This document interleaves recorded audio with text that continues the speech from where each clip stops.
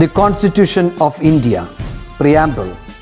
We, the people of India, having solemnly resolved to constitute India into a sovereign, socialist, secular, democratic republic and to secure to all its citizens justice, social, economic and political, liberty of thought, expression, belief, faith and worship, equality of status and of opportunity, and to promote among them all fraternity, assuring the dignity of the individual and the unity and integrity of the nation.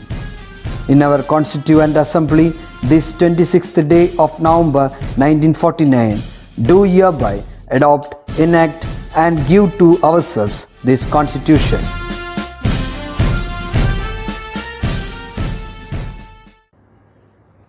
Hello children, it's a warm welcome from Gurukulam family to you people on this digital platform of Disney Guru Chill Ed.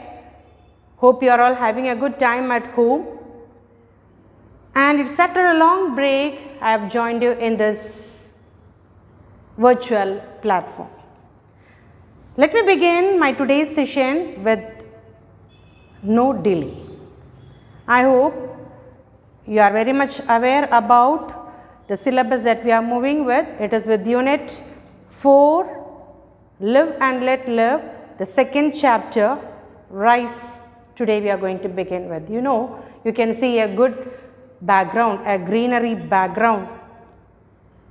You might have understood what it is. It is a paddy field, isn't it? Right. These days, actually, we are ruled by some no system value, but by market. The market decides what we should eat, what we should drink, and what we should even wear, isn't it?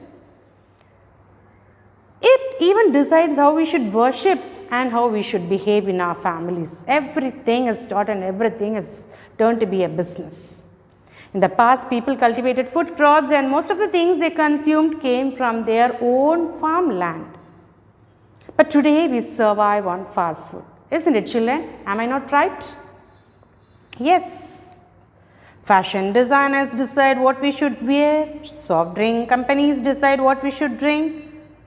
Our worship is often controlled by tour operators who organize tours to places of pilgrimage.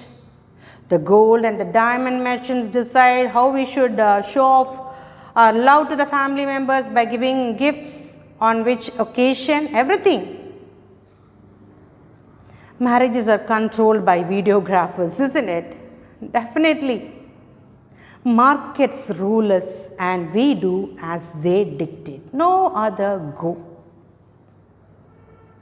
Even our religious festivals, have become the occasions for discount shopping too. Deepavali offer, New Year offer, Ramzan offer, everything. The market rules us. And we will have to survive somehow or the other. But even without the market, if we have a need to live, it is without food we cannot survive. Am I not right? I think it's the right time to join you. And yes, children, how are you all? Hope you are all happy and you are doing good at home, having good food.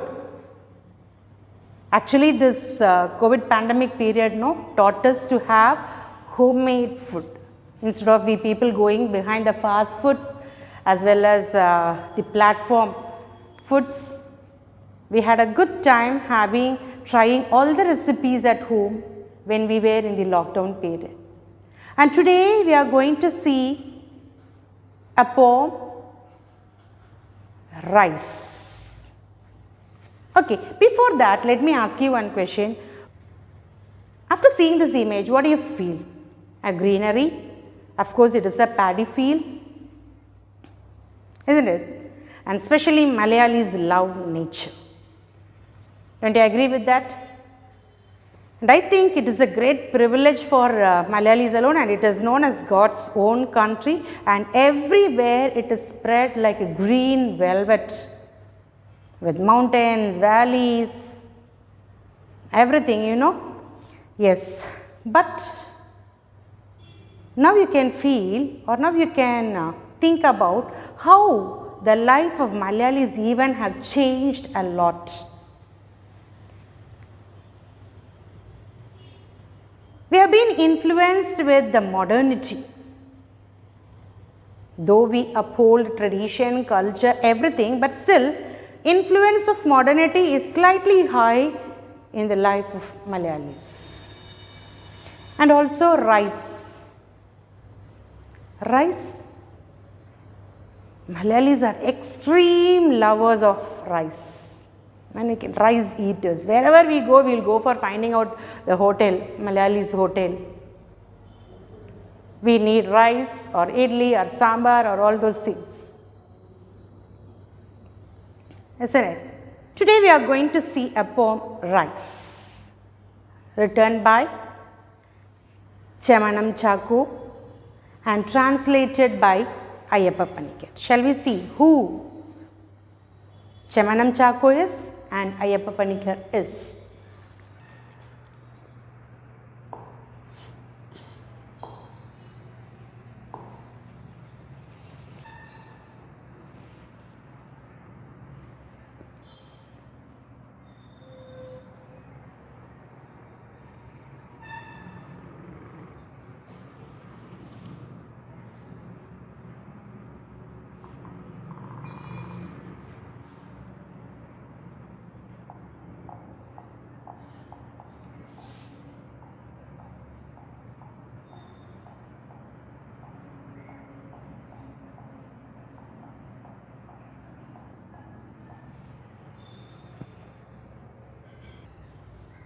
Yes, here you can see picture of Chemanam Chakku.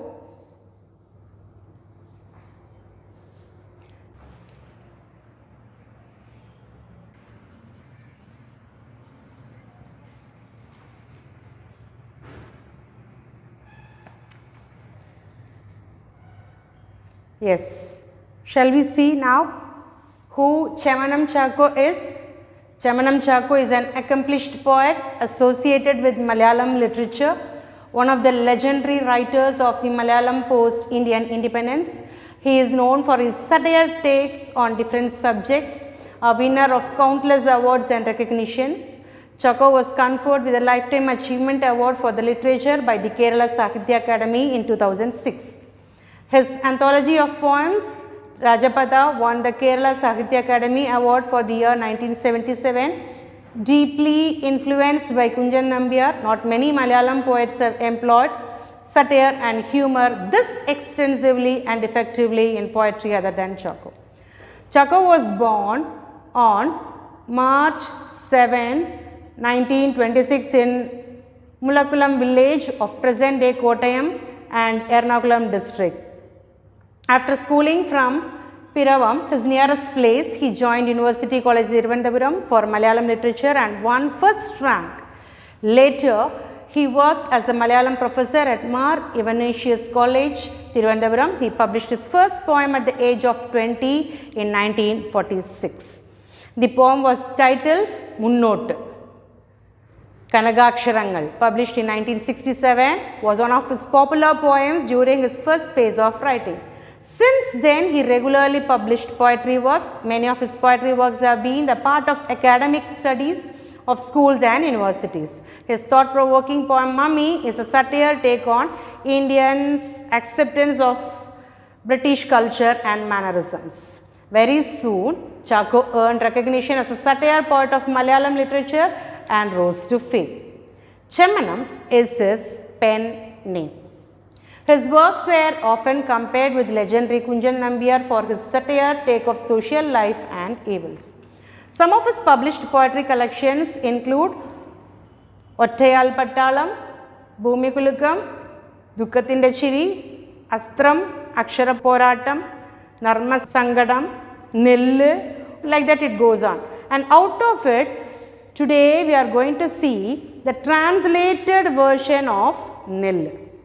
Okay, yes. So,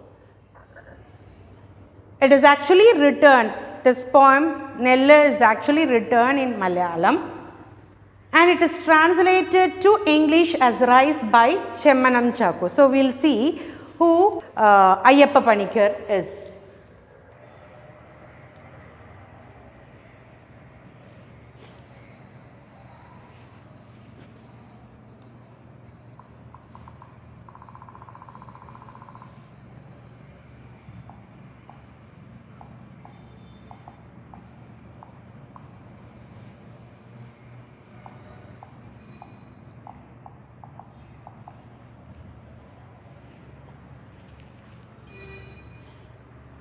Yes, you can see to the images of Ayyappa Panikkar.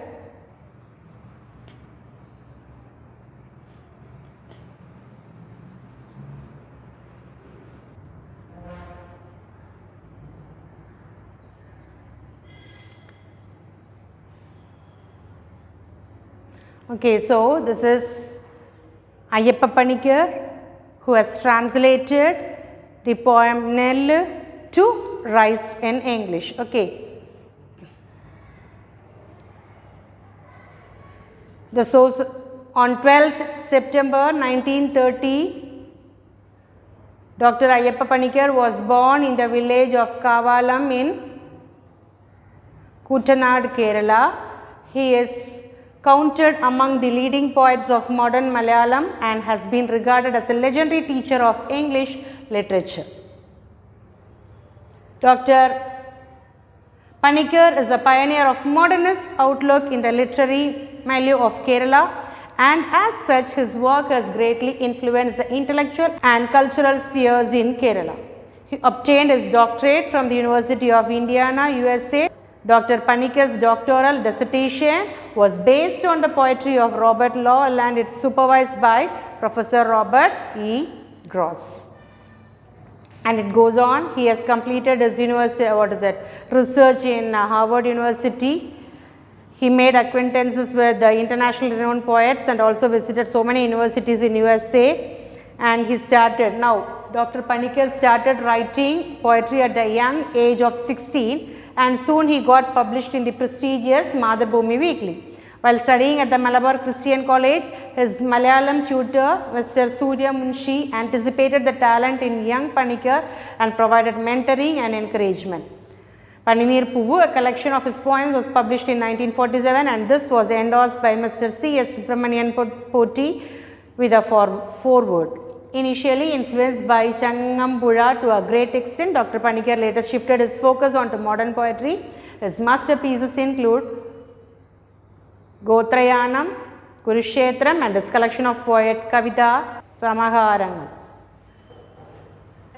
Dr. Panikkar was also a comparativist par excellence and his interventions in comparative literature shed copious light on the gross cultural transactions between Malayalam literature and English literature through colonial contact. Through these studies, he succeeded in showing how these transactions were connected to socio-political factors as well as English education. His style is creative writing and his depth of research in literary studies significantly molded subsequent generations of playwrights and writers. Okay, this is all about who K. Ayyappa Panikkar, Dr. K. Ayyappa Panikkar is. Yes, children, you can see a picture on the screen, rice at risk. Okay, so you can see a paddy field even and farming is at a risk at right now in our state. And now we have a poem, Rice, written by Chemmanam Chakku in Malayalam in the name Nellu and translated by Ayyappa Panikkar. Okay. In English. And Kerala was very much an agricultural land. People cultivated mainly food crops. Hardly anything was brought from outside. The situation continued until the 1960s and 70s when there was an exodus of Kerala people, especially the youth, to the Gulf countries, America and Europe. In most families in Kerala, there will be at least one member who will be working abroad, isn't it? These people working abroad send money to their parents and relatives at home. Soon, the Kerala farmers stopped working hard on their farms. Often they left them without cultivating because money was coming from outside and they could buy their food. Many farmers started cultivating cash crops, especially rubber. When we see in the poem, rice cultivation is inconvenient and non-profitable, says the poet. We all have heard the saying that Indian agriculture is a gamble on the monsoons. Definitely, isn't it? Once we change into cash crops, we are not so heavily dependent on the monsoon. But crops like rice heavily depend on the rains. If there is too much rain, there is a problem. If there is too little rain, there is a problem. If the rains don't come in time, there is a problem. So rice farmers started shifting to cash crops. There were many promoters, including the government, who encouraged cash crops. The glitter of money was very tempting to our rice farmers. Farmers can't go into the fields well dressed, and they can't even keep their body clean all the time, as they have to work in the muddy fields. Their love of luxury was also a need for the farmers to quit or shift to other crops, cash crops. The result is obvious that Kerala state has become a consumer state. Today we get our food, grains, vegetables and fruits from the neighboring states, isn't it? Very clear, crystal clear. During the lockdown period, we were waiting for Tamil Nadu government to send the food crops. We can't blame the farmers. We all want to catch the fish without wetting our fingers. Hard work is no more considered a virtue right now. One who makes quick money will be considered a successful and smart person. No wonder the farmers also want to be smart. And let's see what the poem speaks. Shall we see to the poem? Rice. Okay. So, Rice, this poem by Chemmanam Chakko, comes to you as a mourning for the loss of paddy fields in Kerala. Okay, paddy fields has been shifted to commercial crops. Now the poet writes, or he says that with much expectation he has come to Kerala, to his hometown, to have a mouthful of rice. That too specially he mentions about Attikira rice. And this person, this poet, has gone to North India to get a doctoral degree on what? It is to make toys out of husk. Husk, you all know, the last waste product of the rice cultivation. You say, call it as umi. Okay. So, this poem is a contrast between expectation and reality. The shift from paddy cultivation to rubber cultivation is satirized here. I come home at the end of 4 years of research in North India, having earned a doctoral degree and generous praise for my work on making toys with husks. Bored with eating chapatis day after day, I am eager to eat a meal of Attikira rice. Yes, his craving to eat rice, and particularly Attikira rice, was so high as he was bored of eating chapatis for a long period of 4 years. Where he went to North India to get his doctoral degree, and he has achieved it, and he has got a good generous praise, appreciation for his work too. And now he is coming back with that appreciation. What was his appreciation is that for work on making toys with his creativity, to make use of even the waste product of paddy cultivation. Okay. So, this first stanza speaks that after a long 4 years, he comes back home with an expectation of having rice. We cannot blame him, isn't it? Even we people, when we go out for a trip or a tour for 4 or 5 days, we have a longing, craving to come back home and to have rice, isn't it? Okay, in the same way, he also had an expectation to come back home. So now he has started his journey. So when he was traveling by train, he was so highly excited, and his dreams and expectation he has put in his words. Okay, and his dreams of farming fills in his mind. Now he says, it will be the planting season when I get there. He expects that definitely the time when I am going to reach there is going to be the planting season. So planting season, you could see people sowing the seeds on the farmland when I get there. And my father, you know, is very hard working person. That too paddy cultivation. I am so proud about it. That's why I went north to learn to make use of even this productive out of these waste products.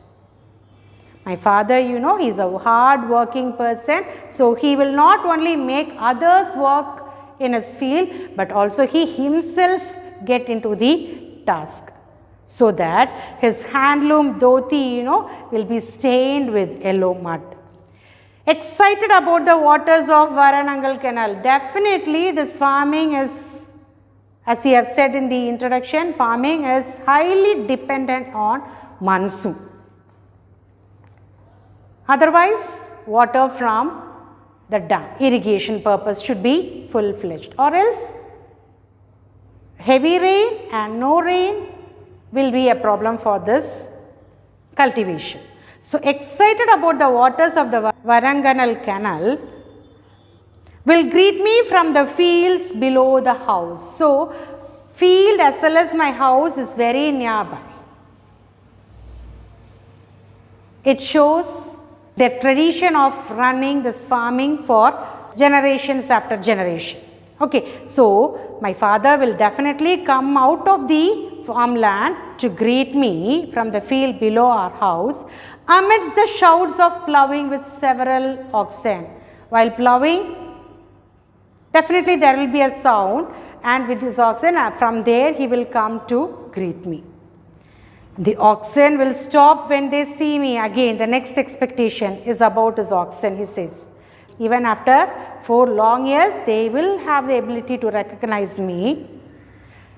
The oxen will stop when they see me walking with my suitcase, and my father, without smiling the smile, slowly forming on his lips. Father is a person who is completely dedicated to his work. So very hardly I have seen my father smiling, laughing and having a good entertainment with the family. Always workaholic. So, but definitely he will come to greet me, but without smiling the smile slowly forming on his lips. See how beautifully he has drafted, he has written, smiling the smile. So normally always fathers of the previous generation, they are slightly authoritative. Okay, so this father is smiling the smile slowly forming on his lips. He will not show his smile. Normally fathers don't give out their love openly. So smiling the smile slowly forming on his lips. Normally my father don't express any sort of happiness, always into work. Will call from the field and ask, normally when if you see, greet anybody else who is visitors coming to, and when did you start? A very normal, casual way of talk. And when did you start from there will be the first question that my father will ask me. Okay, that is my expectation about my father. And my little brother carrying the tender saplings to be planted in the field where the ploughing is done. Normally children used to play in the farmland, isn't it? Disturbing the people working over there, carrying the saplings or throwing the seeds here and there, playing with the tools. So I also expected my little brother will be carrying the tender saplings to be planted in the field where the ploughing is done.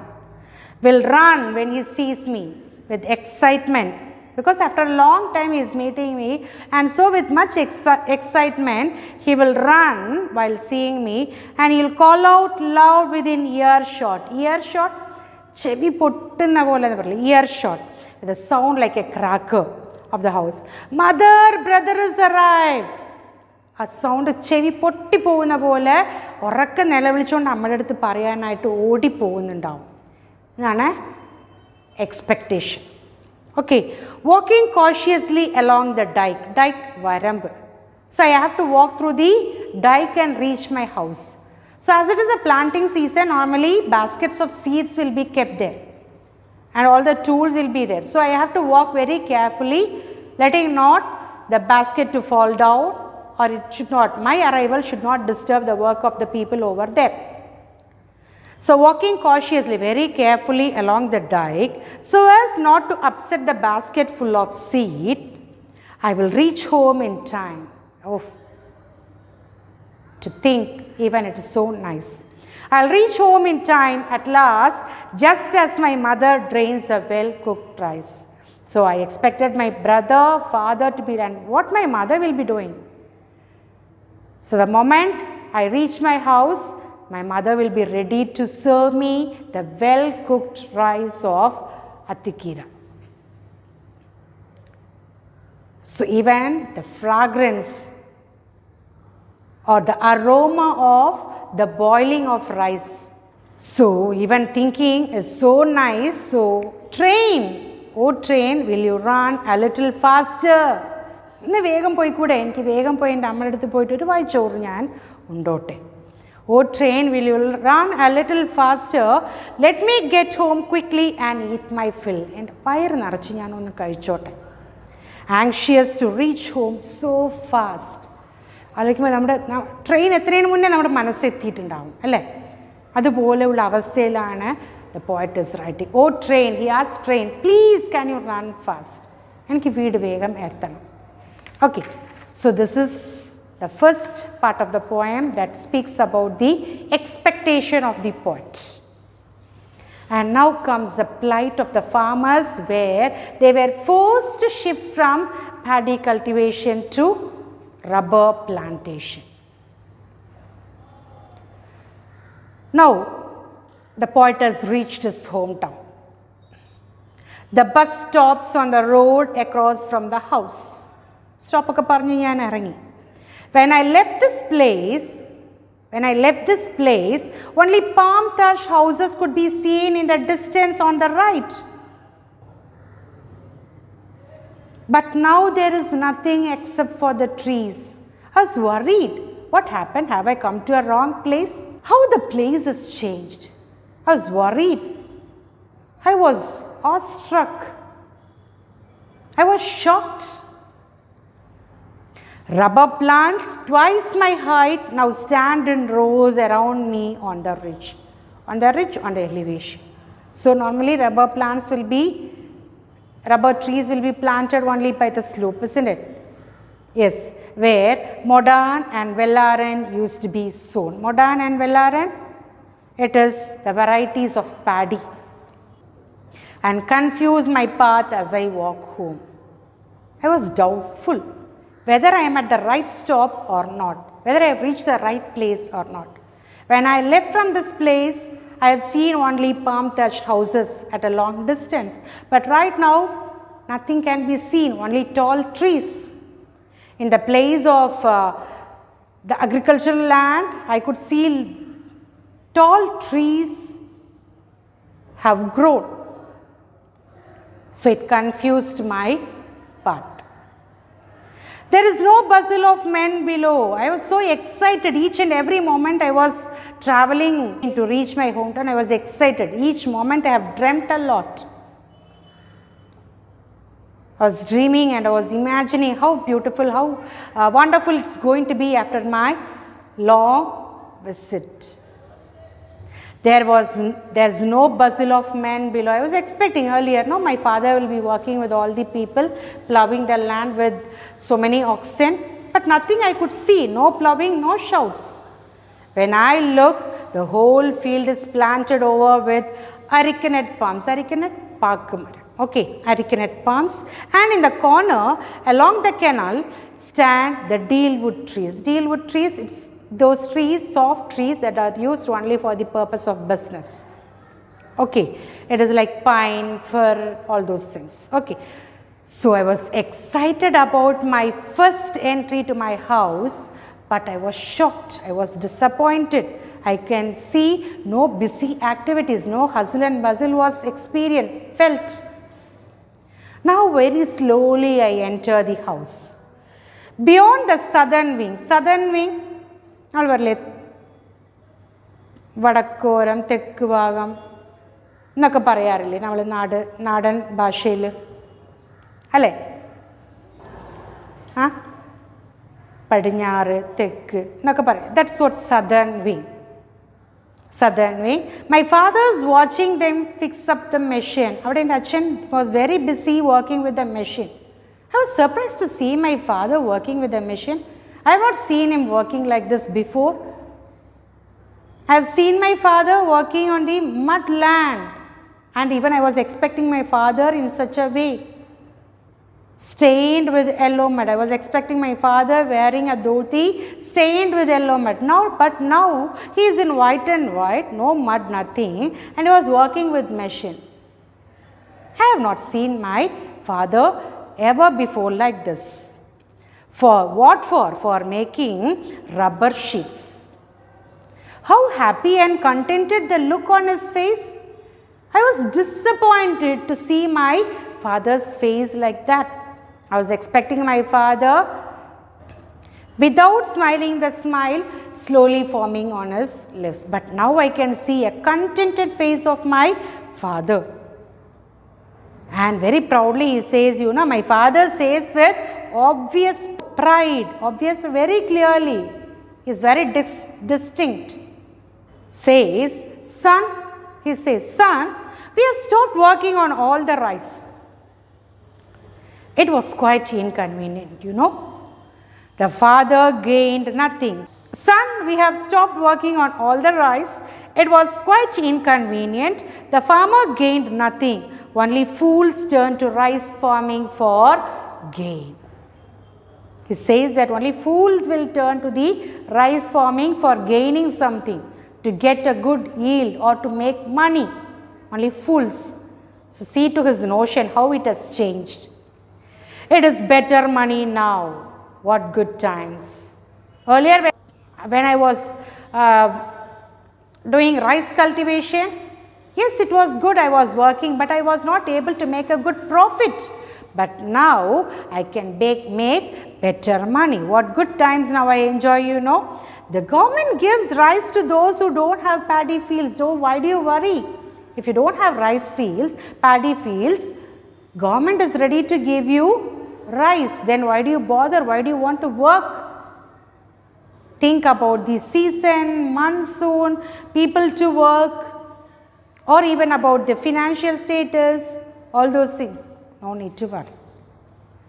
So, with the least sentiment, my father was so proud in saying that he has stopped doing farming. So it is disappointment after disappointment I was facing, one after the other. What I expected earlier was not this. And now one after the other is hitting like a hard blows. My little brother runs in to meet me again.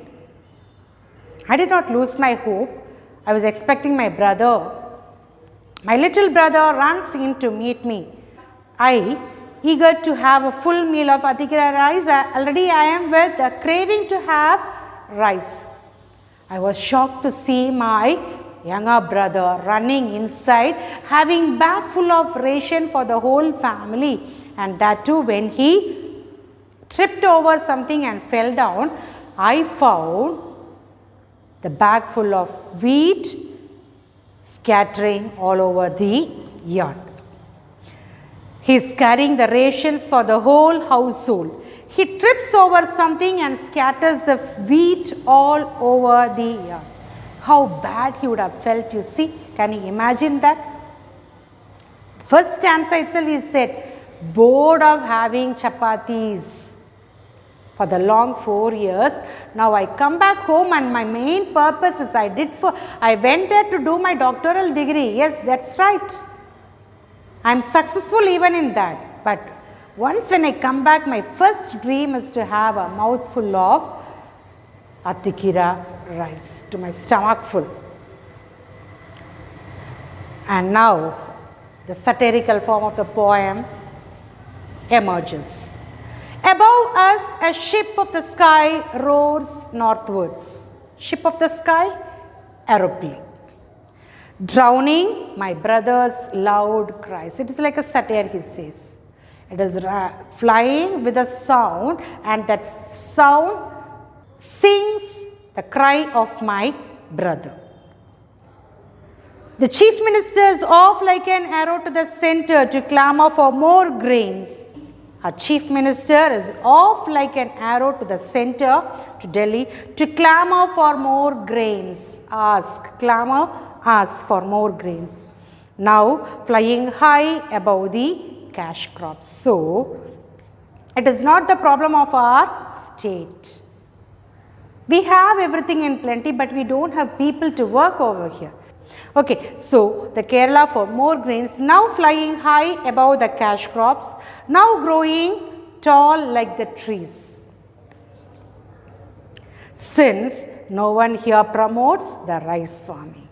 What to do? What CM can do? When nobody is ready to work in our own land, CM has definitely to request center to provide more grains for the state. We are highly dependent on other states right now. We have a fertile land, but nobody is here to work. The doubt of the poet is that, can we get some husk from the center to make toys with? If you want grains, you can expect or you can get it from the center. Central government will be readily giving you, providing you. But if you need husk, can you get it from the center? Is it possible? Will we get? That's a doubt. And it is no substitution is always easy. Substitution is not always easy. You can never substitute one thing for the other. If you need husk, actually husk is the better, isn't it?